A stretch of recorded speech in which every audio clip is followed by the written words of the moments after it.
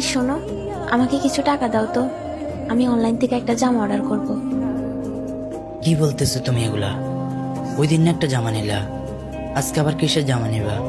আর আমি এত টাকা কোথায় পাবো তোমার জন্য?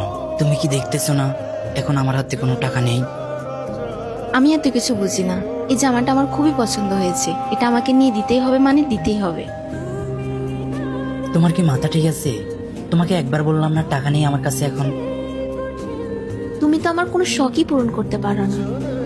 আমার বান্ধবীর হাজব্যান্ডরা তাদেরকে কত জামা কিনে দেয়, কত শাড়ি কিনে দেয়, আর কত জায়গায় ঘুরতেও নিয়ে যায়। আর তুমি তুমি তো আমাকে কিছু নিয়েই দিতে পারো না, আর বছরে একটা জামা কিনে দিয়ে আবার বড় বড় কথা বলো। আমি বলে তোমার সাথে সংসার করতেছি, আর অন্য কোনো মেয়ে হলে কখনই তোমার সাথে থাকতো না। তুমি ঠিকই বলছো, আমি ব্যর্থ একটা মানুষ। না পারছি তোমার সবগুলো পূরণ করতে, আর না পারছি আমার ভালোবাসাটা তোমাকে বোঝাতে।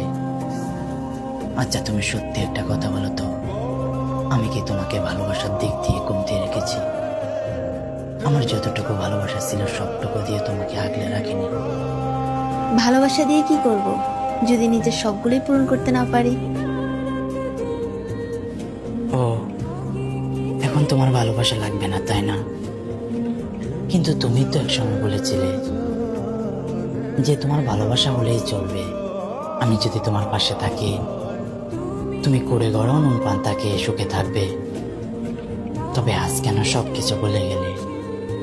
বিয়ের আগে তো মানুষ অনেক কিছুই বলে। তুমি ঠিকই বলছো, বিয়ের আগে মানুষ অনেক কিছুই বলে, কিন্তু তুমি জানো সত্যি কথা হচ্ছে তুমি আমাকে কখনোই বোঝোনি, কখনোই ভালোবাসোনি।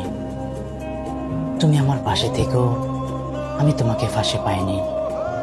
তুমি যদি সত্যি আমার পাশে থাকতে, সত্যি আমাকে ভালোবাসতে, তাহলে আজ তুমি এসব কথা বলতে না। হয়তো আমার দিন সবসময় এমন যাবে না, হয়তো আমারও দিন পরিবর্তন হবে, আমি একসময় তোমার সব শখ পূরণ করতে পারবো। কিন্তু সেই অবধি তুমি অপেক্ষা করতে পারতেছো না।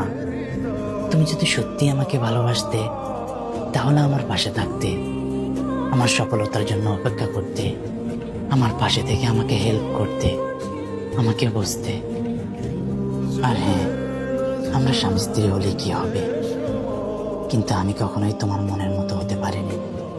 আমার কোনো কিছুই তোমার ভালো লাগে না, অথচ আমরা ভালোবেসে বিয়ে করেছি।